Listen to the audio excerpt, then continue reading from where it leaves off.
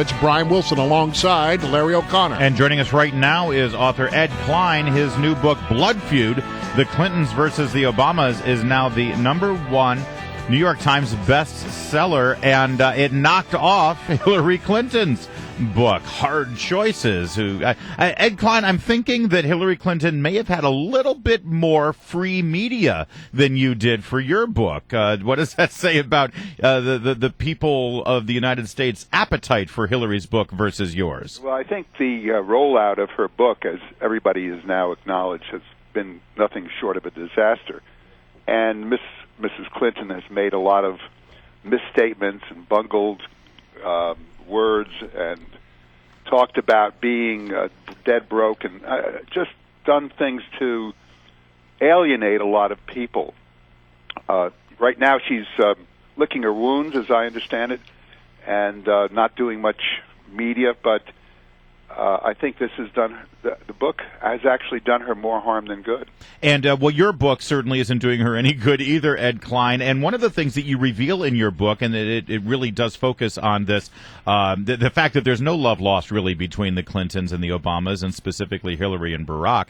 Apparently, Barack Obama, along with Valerie Jarrett, are actively working to inspire Elizabeth Warren to try to get that presidential nomination away from Hillary Clinton, who, of course, deserves to ascend to the throne without any opposition. Exactly. The president has literally authorized Valerie Jarrett, his most senior advisor, to hold a series of secret meetings between her and Elizabeth Warren, urging Elizabeth Warren to throw her hat into the ring. So far, Elizabeth Warren has failed to make a commitment, but the president has guaranteed her his full support. That includes raising money and organizational support. That shows you to what degree Barack Obama feels that the Clintons will not carry on his legacy if Hillary gets into the White House. And he's looking for somebody whom he calls a mini-me to succeed him. Wow. But at the same time, it appears that Hillary Clinton is starting to walk away from the president as much as she can. That's right. This has been a strategy of Bill Clinton's from the beginning. When I say the beginning, ever since Hillary lost the nomination in 2008, he's been plotting and thinking and strategizing how to get her the nomination. And one of his chief goals is to put distance between Hillary and Barack Obama in terms of policies, so that, for instance, Hillary is talking about the fact that the Obamacare law is a flawed law. She's making points such as that this economy is not bringing prosperity to the average family, things that Barack Obama does not like to hear. Ed Klein, so one of the things that we've focused on this show and on WMAL quite a bit over the last 2 years has been the terror attacks of Benghazi on September 11th, 2012, right before the presidential election. Why don't you talk a little bit about Hillary Clinton's role there, what she knew, what her relationship with the president was those days afterwards, and why she didn't show up on those Sunday shows instead of Susan Rice?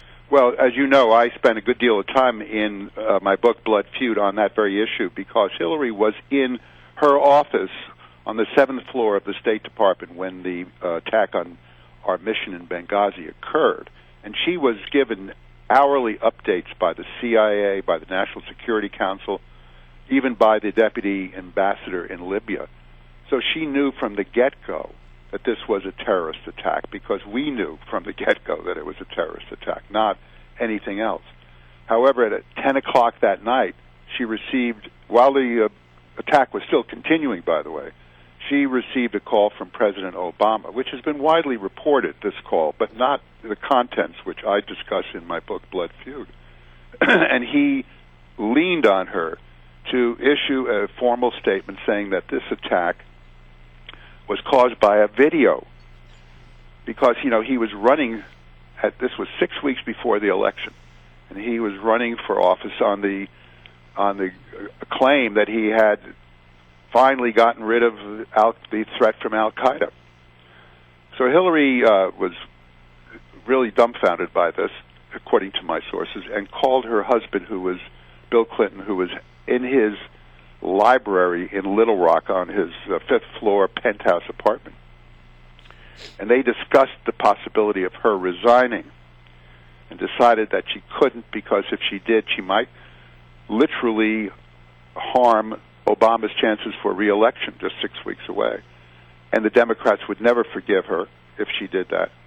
And then she would suffer the consequences in 2016, getting the nomination. So she went along with this cockamamie story that it was a video. She issued a statement, didn't she? She issued a formal statement. Yeah, but what was interesting is, although she did issue that formal statement, she apparently declined to go on national TV and say the same thing. Well, at the urging of Bill Clinton, when she was asked to go on the national TV to do those 5 shows, the full Lewinsky, as they call it, Bill was still in Little Rock. He flew back on his $65 million Gulfstream G50 that he uses to fly around the world, and went to Whitehaven, which is their home in Washington, D.C., as you know, and they had a big battle over this because Hillary was inclined to do it. How do you say no to the president? She asked Bill. And Bill said, "This is easy. You say N period O period." Oh, my.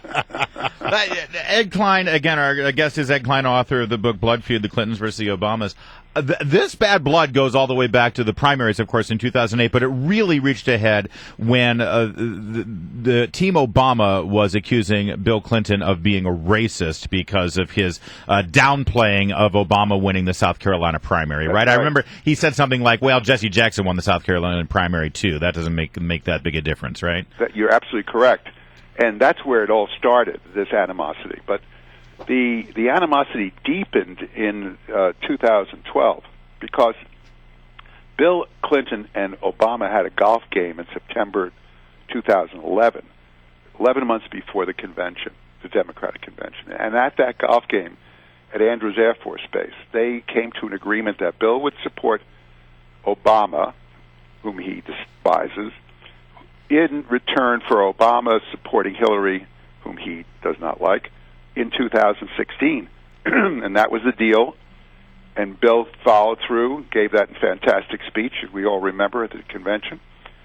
And then Obama got reelected and reneged and welched on the deal. And that really is what finalized this blood feud. And because Bill Clinton has never forgiven Obama, and he said on several occasions that he despises him and that he believes that Obama is looking for any alternative to Hillary for 2016, and he's going to do everything in his power to stop Hillary from getting the nomination. Well, it's fascinating stuff. As the kids say, pop the popcorn. That's right. Let's watch. All right, Ed Klein, congratulations on your book, Blood Feud, The Clintons versus the Obamas, #1 now on the New York Times bestseller. And what sweet irony to knock off Hillary Clinton's book. But isn't it interesting that you often get in a situation like this where when a book gets written about the Clintons, there's a lot of pushback. Yeah. I'm not hearing a lot of pushback. I have not seen anybody say, oh, Ed Klein is lying about that. I haven't heard that at all. Ed, thank you much.